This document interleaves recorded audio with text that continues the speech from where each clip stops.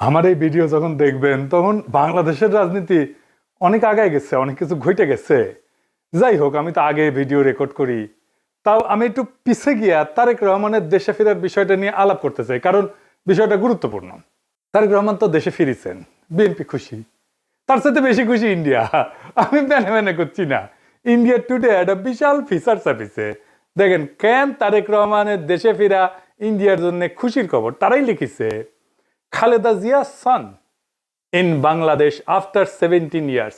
Why it's good news for India? কেন এটা ইন্ডিয়ার জন্য ভালো খবর, সুসংবাদ। ওরে বাবা, কি খুশি ইন্ডিয়া। কিন্তু তারেক রহমানের দেশে ফিরে নিয়ে কি কি বার্তা আপনি পেলেন, সেইটা আমরা মোটামুটি তিনটা দিক থেকে বিচার করব। এক নাম্বার, উনি কেমনে ফিরলেন, উনার ফেরার ঘটনায় কে কি রোল প্লে করলো। দুই নাম্বার হইতেছে উনি কি বললেন, কেমনে বললেন। তিন নাম্বার হইতেছে উনার ফেরার ঘটনা নিয়ে গণমানুষের মধ্যে কি প্রতিক্রিয়া, এবং বাঙ্গু এলিট এস্টাবলিশমেন্ট এবং আওয়ামী লীগের মধ্যে কি প্রতিক্রিয়া। এই তিনটা দিক থেকে দেখলে আপনি বুঝতে পারবেন তারেক রহমানের দেশে ফেরাটা বাংলাদেশের জন্য কি মিন করে, এটার অর্থটা কি। তার আগে ওই পায়েসের উপরে যেমন কিসমিস থাকে না, উনকার দুটা কিসমিস দিয়ে দিই পায়েসের উপরে। না দেখে নি বিএনপি কইছে তারা 300 ফিটে যে বর্জ্য তৈরি করেছে তাও প্রসারণ করে, মার্শাল্লাহ। এই যে দেখেন, তারপরে ছবিও দিছে আগে এবং পরে, ওরে বাবা। তারপরে বিএনপির পাঁচাচাটা এডিটে সাহেব, পাঁচাচাটা কওয়া যাবি না। হ্যাঁ, সে কি আপনি চান না আমি মুখ খারাপ করি? আচ্ছা তাইলে ধরি পাঁচাটা হয়েছে, তবে হোগা চাটাটা কিন্তু খারাপ না। যাই হোক, আপনি পছন্দ করলেন না, আপনার একটা কথা রাখা লাগে। তো পাও চাটার একটা ছবি দেবেন না, তাই বলে ভালো হয়েছে, ভালো হয়েছে না? তো জুতার সাইজ কলে ভালো, মাশাআল্লাহ। অনেকে সেট পারবি, জায়গা আছে অনেক সামনে, ইনকে করে। তো তারেক রহমানের ইনকে একটা জুতা কিনে দিয়ে বিএনপি কইছে পরিষ্কার করিছে, আর বন্ধের আলো কইতেছে আম্বা। ওরা ওই একই কথা। গণসংবর্ধনার পর 300 ফিট সড়কের বর্জ্য অপসারণ করলো ঢাকা উত্তর বিএনপি। তো আসেন না, বিএনপির ওটা তো ছবি দেখলেন, স্টিল ছবি, একটা ভিডিও দেখেন, বিএনপির কর্মীরা পরিষ্কার করছে, ভালো লাগবে না? দেখেন ২৬ তারিখ সকালে ৩০০ ফিট এলাকায় গিয়ে দেখা যায় জমে থাকা ময়লার স্তূপ পরিষ্কার করছেন ঢাকা উত্তর সিটি কর্পোরেশনের পরিচ্ছন্নতা কর্মীরা। বিএনপির অফিসিয়াল পেজ থেকে দাবি করা হয়েছে ময়লা পরিষ্কার করছে, সমস্ত ময়লা পরিষ্কার করছে বিএনপি, কিন্তু আসলে না, কথাটি মিথ্যা। পুরো অংশের অধিকাংশ অর্থাৎ 90% বর্জ্য ময়লা পরিষ্কার করেছে ঢাকা উত্তর সিটি কর্পোরেশন। দেখেছেন কারা করিচ্ছে পরিষ্কার? 148 টন বর্জ্য পরিষ্কার করছে সিটি কর্পোরেশন। কেমন ধাপ্পা দেয় দেখেন। একটা জিনিস দেখবেন, আর একটা কিসমিস, পায়েসের উপরে কিসমিস। পায়েসের উপরে একটা কিসমিস দেওয়ার ছবি দেখার, এটা মিষ্টি দেখে এটা মনটা ভালো হবি। তো একটা জিনিস দেখেন, মিটিং শুরুর আগে স্টেজের সামনে বোতল ছুঁড়া T20 খেলিচ্ছে, দেখেছেন? কেউ থামাইতে পারতেছে না। পারলে নেতাদের মারে। বড় দল হয়ে করবে কি ওরা? নিজের দলে তো কোনো শৃঙ্খলা নাই, রাষ্ট্র চালাইবে, মিটিং সামলাইতে পারে না। তা আবার নিজের দলের মিটিং, তার নিজের দলের কর্মী তাদের। তো যাই হোক, আলোচনায় আসি। প্রথম পয়েন্ট, তারেক রহমান ফেরার ঘটনায় কে কি রোল প্লে করলো। তারেক রহমানের মূল সিকিউরিটি দিল কে, বলেন তো? কে দিল? এটাই হইতেছে কে কি রোল প্লে করলো। এটা একটা বিশাল বার্তা আছে বলে। সেনাবাহিনী, কোন স্পেশাল ফোর্স না, র্যাব না, পুলিশ না, এসএসএফ না, পুরা দস্তর সেনাবাহিনী। এই জায়গাটা খেয়াল করবেন। স্বরাষ্ট্র মন্ত্রণালয়ের নিরাপত্তা ব্রিফিং আপনি পাবেন সব জায়গায়, কয়া হয়েছে এটা সিভিল ফোর্স করবে, কোথাও সেনাবাহিনী মোতায়েন করা হবে বলা হয়নি। এটার দায়িত্ব ছিল ডিএমপির। দেখেন ডিএমপির ব্রিফিং দেখেন, 2000 পুলিশ সদস্য মোতায়েন থাকার কথা ছিল। পুলিশ দেখেছেন অল্প কিছু দেখতে পারেন, দেখেন নাই, মূলত চারিদিকে ঝাঁকে ঝাঁকে আর্মি। দেখেন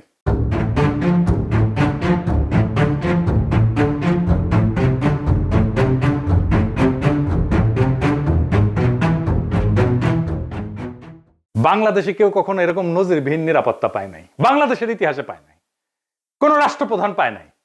যাই হোক, এই যে আর্মি নিরাপত্তা, এটা প্রফেসর ইউনূসের সরকার সিভিল প্রশাসনকে উপেক্ষা কইরা ওয়াকার দিছে। এটা ওয়াকারের শক্তি প্রদর্শন, ও বুঝায় দেয় সবাইকে যে আর্মি তারেক রহমানের সাথে আছে। বুঝে চাও? এটা হইতেছে message, hidden message. Tarique Rahman বাংলাদেশের নেক্সট প্রাইম মিনিস্টার হওয়া কন্টেন্ডার, সন্দেহ নাই, হইতে পারবে কিনা সেটা সন্দেহ আছে। তবে ওই তো একাই কন্টেন্ডার না, তাই না? ওনার দলের কাছাকাছি সাংগঠনিক শক্তি নিয়ে প্রতিদ্বন্দ্বী রাজনৈতিক জোট দাঁড়াইতেছে, এমন একটা ভাব তৈরি করা হইতেছে তারেক রহমান না থাকলে বাংলাদেশ উচ্ছন্নে যাবে, উনিই পারবেন বাংলাদেশকে পথে আনতে। যাই হোক, আমরা পরের ইস্যুতে যাই। উনি কি বললেন, কেমনে বললেন, আমরা এই ইস্যুতে ফিরে আসবো। কেন এরকম ধারণা তৈরি করা হয়েছে উনি নেক্সট প্রাইম মিনিস্টার এবং উনি দেশটাকে ঠিক করতে পারবেন? উনি বক্তৃতায় নিরাপদ জীবন, নিরাপত্তা, এই জীবন জিনিসটা বারবার উল্লেখ করছেন, 5 বার। একটি নিরাপদ বাংলাদেশ আমরা গড়ে তুলতে চাই। নিরাপদে ঘর থেকে বের হলে নিরাপদে ইনশাআল্লাহ ঘরে আবার ফিরে আসতে পারে। যে কোনো মূল্যে আমাদেরকে নিশ্চিত করতে হবে যাতে মানুষ নিরাপদ থাকতে পারে। শিশু হোক, নারী হোক, পুরুষ হোক, যে কোনো বয়স, যে কোনো শ্রেণী, যে কোনো পেশা, যে কোনো ধর্মের মানুষ যেন নিরাপদ থাকে, এই হোক আমাদের চাওয়া আজকে। বিগত 15 বছর স্বৈরাচারের বিরুদ্ধে শত শত হাজারো গুম খুনের শিকার হয়েছে শুধু রাজনৈতিক দলের সদস্য নয়, নিরীহ মানুষের প্রতিবাদ করতে গিয়ে অত্যাচার নির্যাতনের শিকার হয়েছে, জীবন দিয়েছে। আবারও সকলকে যে কোনো মূল্যে দেশে শান্তি শৃঙ্খলা রক্ষার আহ্বান জানিয়ে যে কোনো বিশৃঙ্খলাকে পরিহার করে ধৈর্যের সাথে মোকাবেলা করার আহ্বান জানিয়ে আমার বক্তব্য শেষ করছি। এটা কোনো দুর্ঘটনাবশত কাকতালীয় ঘটনা না, এই বারবার ফিরে আসা, এইটা সেন্ট্রাল থিমেটিক অ্যাঙ্কর তার বক্তৃতার। পুরা বক্তৃতায় ছড়ায় থাকা কোর মেসেজ। এটা শুধু একটা কথার কথা না, পুরা বক্তৃতার একটা নৈতিক ফ্রেম এই নিরাপত্তা, মানুষের নিরাপত্তা। ভাষণের প্রধান নরমাটিভ ক্লেইম মানুষ যেন নিরাপদ থাকে। নরমাটিভ ক্লেইম কারে কয় জানেন তো? জানেন অবশ্যই, তাও কই আর কি। নরমাটিভ ক্লেইম বলতে বোঝায় এমন একটা বক্তব্য যে যা কি হওয়া উচিত, কি করা উচিত, বা কোনটা নৈতিকভাবে সঠিক বা ভুল, এই প্রশ্নগুলোর উত্তর দেয়। এটা কোনো বাস্তব বর্ণনা না, এটা মূল্যবোধ, নৈতিকতা এবং আদর্শ নিয়ে কথা বলে। নরমাটিভ ক্লেম সবসময় এরকম হওয়া উচিত টাইপের দাবি, এবং এই নরমাটিভ ক্লেমের বৈশিষ্ট্য সত্য মিথ্যা দিয়ে যাচাই করা যায় না। এটা নৈতিক, রাজনৈতিক বা সামাজিক মূল্যবোধ প্রকাশ করে। এইগুলো নীতি নির্ধারণে ব্যবহার করা হয় এই শব্দটা। উচিত, দরকার, ন্যায়সঙ্গত, অন্যায়, ভালো, মন্দ, এগুলো হইতেছে নরমাটিভ ক্লেম। যেমন ধরেন, আমি যদি বলি রাষ্ট্রের দায়িত্ব নাগরিকদের নিরাপত্তা নিশ্চিত করা, এটা নরমাটিভ ক্লেম, বুঝাও। তারপরে ধরেন গুম খুনের বিচার হওয়া উচিত, এটা নরমাটিভ ক্লেম। সব মানুষের সমান অধিকার থাকা দরকার, এটা নরমাটিভ ক্লেম। কি হওয়া উচিত এটা বলতেছে। আবার দেখেন এই নিরাপত্তা ইস্যুটাই আওয়ামী স্পেন্সার নবনীতা কথাটাকে দইরা পারলে তারেক রহমান জিন্দাবাদ দেওয়া সিক্কুর দেওয়া ওঠে। দেখে যাও এত আরাম পেয়েছে কেন এই কথায়, পার বাকশালীরা কেন ফাল পারিচ্ছে জানেন? পরে আসিচ্ছি, সব একসাথে নিয়ে এইটা যখন এপিসোড যখন শেষ করবো তখন এটার উত্তরটা পাবেন। এই নিরাপত্তা কথাটা কেন নবনীতার এত পছন্দ, আওয়ামী লীগের এত পছন্দ, সেটা একটু বুঝে দেখে আসেন। এই নিরাপত্তা কথাটাই নবনীতার নেত্রীরা বাঁচাবে, আওয়ামী পান্ডাদের বাঁচাবে। এই নিরাপত্তা কথাটাই আর্মির দুর্বৃত্ত জেনারেলদের বাঁচাবে। উনি গুমের কথা বলছেন, কিন্তু কে করছে, কারা করছে সেটা বলেন নাই। তাদের বিচারের কথা বলেন নাই, 2024-এর শহীদের কথা বলেন নাই, এমনকি আবু সাইদ মুগ্ধর কথা বলেন নাই। উনি নিরাপত্তা সবার উপরে রাখছেন, শহীদদের উপরে রাখছেন। উনি হাসিনাকে ফ্যাসিস্ট পর্যন্ত বলেন নাই, স্বৈরাচার বলছেন। বিগত 15 বছর স্বৈরাচারের বিরুদ্ধে শত শত হাজারো গুম খুনের শিকার হয়েছে শুধু রাজনৈতিক দলের সদস্য নয়, নিরীহ মানুষের প্রতিবাদ করতে গিয়ে অত্যাচার নির্যাতনের শিকার হয়েছে, জীবন দিয়েছে। আমাদের সমাজের প্রথম রাজনৈতিক কর্তব্যটা কি এখন? দুইটা জিনিস তো, একটা হাসিনার অপরাধের বিচার, হাসিনার প্রশাসনের অপরাধের বিচার, নাম্বার 2 রাষ্ট্রের সংস্কার, তাই তো? আর তো কিছু না। কিন্তু উনি দুইটার কোনোটাও টাচ করলেন না। উনি নিরাপত্তা, মানুষের নিরাপদ জীবন দিয়ে ন্যায় বিচার, সংস্কার সবকিছু উড়াই দিলেন। তাইলে এই ভাষণ আমাদেরকে কোথায় নিয়ে যাচ্ছে? আমাদের এখন একটা সোজা প্রশ্ন তুলতে হবে যে রাজনৈতিক ভাষণের নিরাপত্তা যখন প্রধান ফ্রেম হয়ে ওঠে তখন ন্যায় বিচার কোথায় যায়, সংস্কার কোথায় যায়? এই প্রশ্নটা বুঝতে হইলে আগে একটা পার্থক্য বুঝতে হবে। আসেন সেটা বুঝে দেখি। ন্যায় বিচার ফ্রেম ন্যায় বিচারের প্রশ্ন তোলে, কে অপরাধ করছে, কার দায়, কার শাস্তি, কি শাস্তি, কোন আদালতে, এইগুলো কেন্দ্রে থাকে, মানে অ্যাকাউন্টেবিলিটি। আর নিরাপত্তা ফ্রেমে এটাতে কি থাকে? এইদিকে লেখেন, মানুষ যেন ভয় না পায়, সংঘাত না হোক, আর কোনো ঝামেলা না হোক, স্থিতিশীলতা আসুক, সবাই নিরাপদ থাকুক, এটার কেন্দ্রে থাকে স্ট্যাবিলিটি। এই তারেক রহমানের বক্তৃতায় নিরাপত্তা ফ্রেমটা ন্যায় বিচার ফ্রেমের উপরে বসানো হয়েছে, সবার উপরে। কিভাবে? গুম খুন বলা হয়েছে, কিন্তু বলা হয়নি কে করছে, কোন বাহিনী করছে, কিভাবে বিচার হবে। কিন্তু বলা হচ্ছে যে কোনো মূল্যে যেন মানুষ নিরাপদ থাকে। এই এক লাইনে যেটা ঘটে যায় সেটা অতীতের সমস্ত অপরাধ ভবিষ্যতে স্থিতিশীলতা দিয়ে ঢাইকা দেওয়া হয়। বিচারের বদলে স্ট্যাবিলিটি, জাস্টিসের বদলে শান্তি। এটাই জাস্টিস, ন্যায় বিচার, বিচারকে ডিনাই করার কৌশল। বিচার সংস্কার এটা যদি কেন্দ্রীয় কথা হইতো, তাইলে বিচার, দায়, ট্রাইব্যুনাল, সংস্কার এগুলোই মূল বক্তব্যের বিষয় হতো, বারে বারে আসতো। কিন্তু এখানে আসছে মানুষ যেন নিরাপদ থাকে, মানে ন্যায় বিচার পরে, নিরাপত্তা আগে। নিরাপদ থাকবে কেমনে? যে অপরাধগুলো হয়েছে সেটার বিচার না হলে নিরাপত্তা কোত্থেকে আসবে? এটা কি ইচ্ছা করে করছে? হ্যাঁ, ইচ্ছা করে করছে। ন্যায় বিচার বললে ওয়াকার ডরাইবে, ন্যায় বিচার বললে পুলিশের দুর্বৃত্ত পুলিশ অফিসাররা ডরাইবে, ন্যায় বিচার বললে হাসিনা ডরাইবে, আওয়ামী লীগ ডরাইবে। এই নিরাপত্তা ফ্রেমের ভেতরে কি আছে জানেন? এই নিরাপত্তা ফ্রেমের মধ্যে লুকায় আছে আওয়ামী লীগের দায় মুক্তি। কোনো আইন করে ক্ষমা না, কিন্তু বিচার না হওয়া। আইন করে ক্ষমা করবে না, কিন্তু বিচারই করবে না। কারণ গুম খুন আছে, দায়ী তো কেউ নাই, কে করছে সেটা তো বলে নাই। বিচারের রোডম্যাপ নাই, নির্বাচনের রোডম্যাপ নিয়ে পাগলা হয়ে গেছিল। বিচারের কোনো রোডম্যাপ নাই। যত সময় যাবে অপরাধগুলো ঝুলে যাবে না। এই কারণেই তরুণেরা, তরুণদের রাজনৈতিক দল এনসিপি বিএনপির সাথে নাই। কারণ তরুণরা তো জানতে চাইবে কে করলো, কেন করলো, শাস্তি কি। নিরাপত্তার ফ্রেম তারেক রহমানের এই উত্তর দেবে না। বিএনপি আর তার বুদ্ধিজীবীরা বুঝতেই পারতেছে না, ন্যায় বিচারকে পিছাই দিলে ভবিষ্যতের বড় রাজনৈতিক সংকট তৈরি হয়। মানুষ যখন বিচারহীনতা দেখবে নিজের হাতে আইন তুলে নেবে। আর শেষ বিচারে তো বিচারহীনতা কোনো ইনসাফ না। যেই রাজনৈতিক দল ন্যায় বিচারকে স্থিতিশীলতার নামে পিছায় দেয়, সে একদিন স্থিতিশীলতাকেই হারায় ফেলবে। আর একটা বিষয় হইতেছে, উনি বক্তা হিসেবে ভালো না, মানে নো অফেন্স, উনি বক্তা হিসেবে ভালো না। উদ্দীপনামূলক বক্তব্য উনি দিতে পারেন না। এমন একটা বিশাল অডিয়েন্স পেলে শেখ মুজিব তো ফাটায় ফেলতো। আমাদের এনসিপির নেতারা ভালো বক্তব্য দেয়, হাদিও ভালো বক্তব্য দিত। এই বক্তব্যটা অনেক মানুষ অনেক দিন ধরে মনে রাখবে না। এই বক্তব্য অনেক দিন অনেক মানুষ মিলে শুনবে, এটা হবে না। এইবার আসেন দেখি ওনার ফেরার ঘটনা নিয়ে গণমানুষের মধ্যে প্রতিক্রিয়া কি। আমরা তো আগে বুঝলাম এই সমাবেশ কোনো বড় উদ্দীপনা জাগাইতে পারে নাই মানুষের মধ্যে, কিন্তু মিডিয়া যা হাইপ তুলছে তা বিস্ময়কর। এমন তেলাইতেছে, তারে মার্টিন লুথার কিং বানাই দিছে। এমন তেলাইতেছে তারেক রহমানকে যে তারেক রহমান ভবিষ্যতে প্রধানমন্ত্রী কইয়া পরিচয় করাইতেছে। এটা দেখা খুবই বিরক্তিকর। মিডিয়া হাইপ তুলছিল 2004 সালে ভারতীয় লোকসভা নির্বাচনে, ইন্ডিয়া শাইনিং কইয়া বিজেপি নির্বাচনে নামছিল, গোহারা হারিছে। হিলারি ক্লিন্টনকেও মিডিয়া একদম হাইপ তুলছিল 2016 সালে, গোহারা হারছে ট্রাম্পের কাছে। ব্রেক্সিটেও প্রেডিকশন ছিল ব্রিটেন ইউরোপিয়ান ইউনিয়নে থাকবে, থাকে না। এটা মিডিয়ার প্রেডিকশন ছিল। মিডিয়া ফ্রেম করতেছে তারেক রহমানকে ভবিষ্যতে প্রাইম মিনিস্টার হিসেবে, এটা হবে বিএনপির জন্য ডিজাস্টার। ঐতিহাসিকভাবে প্রমাণিত যে জনগণ মিডিয়ার ভুল বা বায়াস প্রেডিকশনকে কেবল ভুল হিসাবে পাঠ করে না, তারা এটাকে ম্যানিপুলেশনের চেষ্টা হিসেবে বোঝে। 2016 সালের নির্বাচনের পরে পিউ রিসার্চ সেন্টার ধারাবাহিক জরিপ করছিল, এখানে বলতেছিল যে মিডিয়া ট্রাস্ট কনজারভেটিভদের মধ্যে এইটা ইতিহাসের সবচেয়ে নিচে নামে আসছে। মিডিয়ার ট্রাস্ট, মিডিয়ার বিশ্বাস।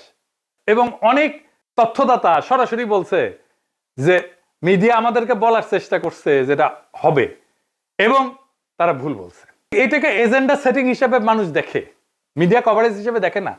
ফুকুয়েটারে বলছিল যখন জ্ঞান বর্ণনা না করে মিডিয়া নির্দেশ দিতে চায় জনগণকে, তখন তা ক্ষমতায় রূপ নেয়। তারা তারেক রহমানের ক্ষমতা তৈরি করতেছে, মিডিয়া ক্ষমতা, ভার্চুয়াল ক্ষমতা তৈরি করতেছে। আর হান্না আন্ড্রেড বলছিল যে এমন ক্ষমতা জনগণ নীরবে সহ্য করে না, সে প্রত্যাখ্যান করে। তাই বহু নির্বাচনে আমরা দেখি জনগণ ব্যালট ব্যবহার করে কেবল কোনো প্রার্থীর বিরুদ্ধে না, ভবিষ্যতে আগেই লিখে রাখা মিডিয়া ন্যারেটিভের বিরুদ্ধে প্রতিশোধ নেয়।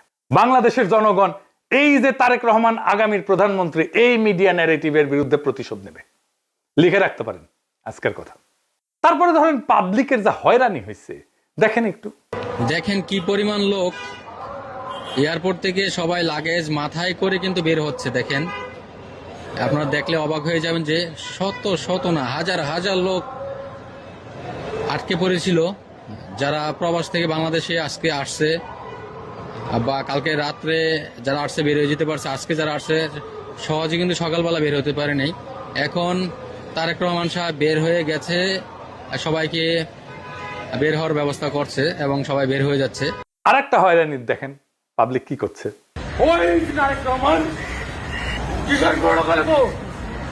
আপনি এগিয়ে যাত্রী কয়টা বাজছেন এখানে? আপনার অনুভূতি কি? মানে এই যে 2টা বাজে আসছেন, এখন 6টা বাজে। খারাপ লাগছে, মনে হচ্ছে লোকটারে পায়ে ঢুকা দিচ্ছিলাম। খুবই কান্না পাচ্ছে, খুবই কি বলবো, ভাষায় প্রকাশ করতে পারতেছি না। একদিকে তো অসুস্থ লোক আসছিলকে দেশের বাড়ি চিকিৎসা করার জন্য, তারপরে এই পরিস্থিতি দুঃখ লাগতেছে যে আমরা আইছি বাইরে থেকে, আজকে শখ করে একটা গাড়ি নিয়ে আসছে আর এই গাড়ি আমার এয়ারপোর্টের মধ্যে ঢুকতে দিল না। আমি এইভাবে ঠেলিয়ে ঠেলে নিতেছি, এতে তো আমার কাছে ওইটাই মনে হয় যে আমরা মনে হয় যে অপরাধী করছি। তারেক রহমানকে যে বাংলাদেশের ত্রাতা হিসেবে দেখানো হইতেছে। বাঙ্গু সুশীলদের শিরোমণি মতিউর রহমান কইছে যে দেশে রাজনৈতিক শূন্যতা চলতেছে, তারেক রহমান আরো আগে আসলে ভালো হইতো, মানে এই শূন্যতা কাটতো। শুনেন, আমি ব্যক্তিগতভাবে এটা মনে করি যে দেশে একটা রাজনৈতিক শূন্যতা রয়েছে, চলছে, এটা একটা বিপজ্জনক। আমি সবসময় ভাবতাম বা এখনও মনে করি যে বিএনপির ভারপ্রাপ্ত চেয়ারম্যানের আরেকটু আগে, বেশ একটু আগে যদি আসতে পারতেন, তাহলে এক্ষেত্রে হয়তো বিএনপি এবং দেশের মধ্যে একটা ভালো সুবিধাজনক অবস্থা তৈরি হতে পারত। তাকে বাংলাদেশের রাজনীতিতে অপরিহার্য প্রতীকে পরিণত করা হয়েছে। তারেক রহমানের রাজনৈতিক শক্তি যেদিন থেকে তারেক রহমানকে রাজনীতিতে অপরিহার্য প্রতীকে পরিণত করা হয়েছে, তারেক রহমানের রাজনৈতিক শক্তি সেদিনই শূন্য হয়ে গেছে। তারেক রহমানকে ছাড়া বিপ্লব হইল না একটা, ওনাকে ছাড়া তো ওনাকে ছাড়া দেশ বাঁচবে না, রাষ্ট্র বাঁচবে না, এটা একটা কথা। জনগণের কোনো এজেন্সি নাই, যে নেতাকে অপরিহার্য বানানো হয় সে আর কোনো রাজনৈতিক অ্যাক্টর থাকে না, সে পরিণত হয় একটা স্থির মূর্তিতে যাকে সবাই রক্ষা করে কিন্তু কেউ চালাইতে চায় না। কারণ রাজনৈতিক অ্যাক্টর হওয়ার মানে হইল সিদ্ধান্ত নেওয়া, আর অপরিহার্য হওয়ার মানে হইল সিদ্ধান্ত এড়ায় যাওয়া। সিদ্ধান্ত মানেই ঝুঁকি, আর ঝুঁকি মানেই প্রতীকের ক্ষয়। তাই সেই নেতার চারপাশে এমন এক সুরক্ষা বলয় তৈরি করা হয় যেখানে প্রত্যেকটা সম্ভাব্য সিদ্ধান্ত আগে আটকায় যায়। সে কথা বলে সাবধানে, নড়ে অনুমতি নিয়া, কার্যত উন্নতের সিদ্ধান্তের বাহক হইয়া ওঠে। আর সে ব্যর্থতার দায় নিতে পারে না, কারণ দায় নেওয়া মানেই তো মানুষের কাতারে নামায় না, সেই প্রতীক ভেঙে যাওয়া, যে অপরিহার্য ফ্রেম তৈরি করা হয়েছে, এই ন্যারেটিভ ভেঙে যায়। ফলে রাজনীতি ব্যক্তির হাত ধরে আগায় না, ওই ব্যক্তিকে ঘিরে জমে থাকে, জমাট হয়ে থাকে। তারেক রহমান কোনো সিদ্ধান্ত নিতে পারতেছে না, আমি দেখাই দেবো সিদ্ধান্ত নিতে পারতেছে না, ওটা আমি দেখাই দেবো এই কয়েকদিনের মধ্যেই। এই অবস্থায় নেতার উপস্থিতি শক্তির চিহ্ন না, বরং স্থবিরতার প্রমাণ। অপরিহার্য নেতা মানে শক্তিশালী নেতা না, অপরিহার্য নেতা মানে এমন একজন যাকে ব্যবহার করা যায় না, শুধু পাহারা দেওয়া যায়। তাই দেখতেছেন না, খালি পাহারা আর পাহারা, নজিরবিহীন পাহারা। এত পাহারা বাংলাদেশের ইতিহাসে কেউ পায় নাই। উনি কিচ্ছু করতে পারবেন না, রাজনীতি তো দূর কি বাদ, কিছুই করতে পারবেন না। আর বড় দল কিন্তু চিপসের প্যাকেটের মতো বেশিরভাগই বাতাস, মিচিয়ানা চিপস। দলের প্রধান নেতা আসবে, মির্জা ফখরুল বলল তারেক রহমান যেদিন আসবে সেদিন দেশ যেন কাঁপে ওঠে, কাঁপুনি দিবে। আমি আপনাদেরকে জানাতে চাই, নেতা যেদিন আমাদের আসবেন, যেদিন বাংলাদেশে পা দেবেন, সেদিন যেন সমগ্র বাংলাদেশ কেঁপে উঠে। বন্ধুগণ, এই কাপাকাপি করতে গিয়া একটা প্রোগ্রাম নিছে। পঙ্গু হাসপাতালে আহত জুলাই যোদ্ধাদের দেখতে যাবে তারেক রহমান। আসার পরে দেখা গেল পঙ্গু হাসপাতালে জুলাই যোদ্ধা নাই, একজনও নাই। এটা কারোই মাথায় আসেনি, তারেক রহমানেরও মাথায় আসেনি যে ওখানে আসলে কেউ আছে। 3টা না 4টা প্রোগ্রাম তো কয়দিনে, তাই না? এতদিন ধরে প্রস্তুতি নিচ্ছে। আচ্ছা, জুলাই যোদ্ধা কে কে আছে? উনি গেলে কোন ওয়ার্ডে যাবেন, কার সাথে দেখা করবেন, কি নিয়ে যাবেন, কোনো পরিকল্পনা নাই। এই হইতেছে রাষ্ট্র ক্ষমতায় যাবে যে দল, সেই দশের প্ল্যানিং দেখেন। রাজনীতি আগাইলো, ওরা তো কাঁপাইতে চাইতেছেন, রাজনীতি করতে চাইতেছেন না, স্পেকটাকাল দেখাইতে চাইতেছেন। পলিটিক্যাল লিডারের স্পেকটাকাল হইতেছে তার বক্তৃতা, তার রাজনীতি। কত লোক দেখতে আসছে জনসভায়, কত লোক হাজির হয়েছে, এটা স্পেকটাকাল না। কাঁপায় দিছে কিনা এটা পলিটিক্যাল স্পেকটাকাল না। আর পাবলিক সাফারিংস, এইটার জন্য কি পাবলিক সাফারিংস হয়েছে? তাহলে ফাইনালি ওনার যে এই হোম কামিং, দেশে ফিরে আসা, এর পিছনে আসলে কি? এইটা হইতেছে এক ত্রিভুজ প্রেমের লম্বা কাহিনী। ত্রিভুজ প্রেম কইলে এটা ঠিক জমে না, অন্য কিছু কইলে ভালো হইতো, আর একটু দুষ্টু কথা কইলে ভালো হইতো, আমি আর কইব না ওইটা। তো যাই হোক, বুঝাই দিচ্ছেন কি কইতে চাইতেছি আর কি, বুঝছাও তো। মানে ত্রিভুজ প্রেমে তো একজনের ছেঁকা খাইতে হয়, এটি না, এটি 3জনই মজা পায় আর কি, বুঝছাও। তো যাই হোক, তো এই ত্রিভুজ প্রেমের 3 অ্যাক্টর হইতেছে ওয়াকার, এডিটর সাহেব, এটা ত্রিভুজ আকাম, এটা ওয়াকার একদিকে বিএনপি আর ইন্ডিয়া। ওয়াকার আর দুর্বৃত্ত জেনারেলের লাগবে গুমের বিচার থেকে বাঁচা, ইন্ডিয়ার লাগবে আগের জমিদারি ফিরে পাওয়া, আর বিএনপির লাগবে ক্ষমতা। এই 3 শক্তি এক হইছে, একজনকে আর একজনের লাগবে। ওয়াকারের বিএনপি আর ইন্ডিয়াকে লাগবে, বিএনপির ওয়াকার আর ইন্ডিয়াকে লাগবে, আর ইন্ডিয়ার ওয়াকার আর বিএনপিকে লাগবে। কি মজা! এইটাই হইতেছে বন্দোবস্ত, এদের মধ্যে বন্দোবস্ত হয়ে গেছে। ইন্ডিয়া আনন্দবাজারে রিপোর্ট করে ইঙ্গিত দিছে আমরা আছি তারেক রহমানের সাথে, ওয়াকার শক্তি দিয়ে ইঙ্গিত দিছে আমরা আছি তারেক রহমানের সাথে, তারেক রহমান বক্তৃতা দিয়ে ইঙ্গিত দিছে আমরা আছি তোমাদের সাথে। শান্তি আর শান্তি, নিরাপত্তা, এর বাইরে আর কিছু হবে না। গুমের বিচার হবে না, সংস্কার হবে না, কিসের ভাল। আর আওয়ামী লীগ নমনেতাদের দিয়ে বার্তা দিছে। শুধু তাই না, এই যে দেখেন আশরাফুল আলম খোকন, হাসিনার পিএস, কি বলে দেখছেন? তারা বলে তারা বিএনপির পাশে দাঁড়াইছে। আবার দেখেন আরেকজন, দেখেন আওয়ামী লীগ, তার প্রোফাইল পিকচার দেখেছেন? হ্যাঁ, সঞ্জিদা খাতুনের ছবি দিছে, তা সেরা ছবিটা দিছে, দুঃখ ভাব একটু, বুঝছাও তো। ওই কয় যে গরু দুধ দেয় তার নাকি লাথি খাওয়া যায়, মানে বিএনপি দুধ দিচ্ছে এখন। বিএনপির আবার দুধও আছে।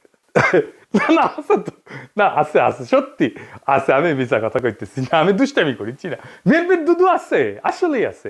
এই যে দেখেন বিএনপির দুধু, দেখি বিএনপির দুধু আছে, তো বিএনপির দুধু দিয়ে দিছে আওয়ামী লীগকে। যাই হোক, আপনি কিছুদিন পরে দেখবেন পার নাস্তিক গুলা দাঁড়াইতেছে বিএনপির পাশে এবং তারা বলতেছে আমরা বিএনপিকে ভোট দিব। আমি দেখাই দিব, বলতেছে তারা পার নাস্তিক, যাদেরকে ঘৃণা করেন আপনারা। বিএনপিকে ক্ষমতা আনার জন্য এই সবগুলো শক্তি এক হয়েছে। কেন্দ্র দখল করবে, প্রশাসনকে কাজে লাগায়, পুলিশকে কাজে লাগায়, গুন্ডা আর হুন্ডা দিয়ে নির্বাচন হবে, আর্মি বসে থাকবে, অথবা আর্মিও পিটাবে পাবলিককে, ব্যালট বাক্স লুট হবে। আওয়ামী লীগের পুরা সংগঠন বিএনপির জন্য কাজ করবে, টাকা আসবে, খালি টাকা আর টাকা, লুট করা টাকা ফেরত আসবে কিছু। নির্বাচন প্রচারণার জন্য এই 4 বান্ডেল দিলাম ব্যানার পিস্টন করার জন্য, আর এটি লাগাইবা শুধু মোটরসাইকেল বহরের জন্য। মোটরসাইকেল নিয়ে আসবা 7টা, ঠিক আছে, দেখিনে নিয়ে আসবা। আর এটি রাখো শুধু নির্বাচনের দিন চা সিগারেট খাওয়াইবা মানুষকে। আর এই 7-8 বান্ডেল যদি আছে, সকালবেলা সীসা খাইবা, হ্যাঁ সীসা খাইবা বৈশা। আমি ফাঁস করবো না, সমস্যা নেই। সেই টাকা বিএনপির নির্বাচনের জন্য কাজে লাগবে। এই জন্য খোদা বক্সকে সরাই দিছে প্রফেসর ইউনূসের সরকার। প্রশাসন, পুলিশ, জেনারেলরা মাথায় রাখেন, এই নির্বাচন আমাদের আজাদির নির্বাচন। সংসদের কাজ রাষ্ট্রে ইনসাফ কায়েম করা। আমার আগের ভিডিওটা দেখে নিয়েন, বিস্তারিত আলাপ করছি কিভাবে সংসদ আইন তৈরির মাধ্যমে সমাজের মাঝে থাকা ইনসাফের ধারণা রাষ্ট্রের আইনের মধ্যে ঢুকে দেয়। রাষ্ট্রকে ইনসাফমুখী করে তোলে সংসদ। এই ইনসাফের রাষ্ট্রই আমাদের আজাদির দিকে নিয়ে যায়। আমাদের প্রত্যেকটা ভোটকে আমাদের মাঠে রক্ষা করতে হবে। প্রশাসন যদি গণরায়কে ছিনায় নিতে চায়, তাহলে ভোট ডাকাতদের এইবার বিতাড়িত করব বাংলাদেশ থেকে। আর এইবার প্রশাসনের, পুলিশের কাউরে যদি পক্ষপাত করতে দেখা যায়, কোনো মাপ কিন্তু নাই। আগামী সরকার বিএনপির হবে না, প্রফেসর ইউনূসের সরকারের মতো ধ্বজভঙ্গ সরকারও হবে না। তাই খুব খেয়াল, ভোট রক্ষার লড়াইয়ের জন্য তৈরি হন। এইবার ভোট দিলেই হবে না, কেন্দ্র পাহারা দিতে হবে, প্রত্যেকটা ভোটকে আমাদের রক্ষা করতে হবে। আর এক নতুন ভোট আনার লড়াইয়ের জন্য তৈরি হন। ইনকিলাব জিন্দাবাদ।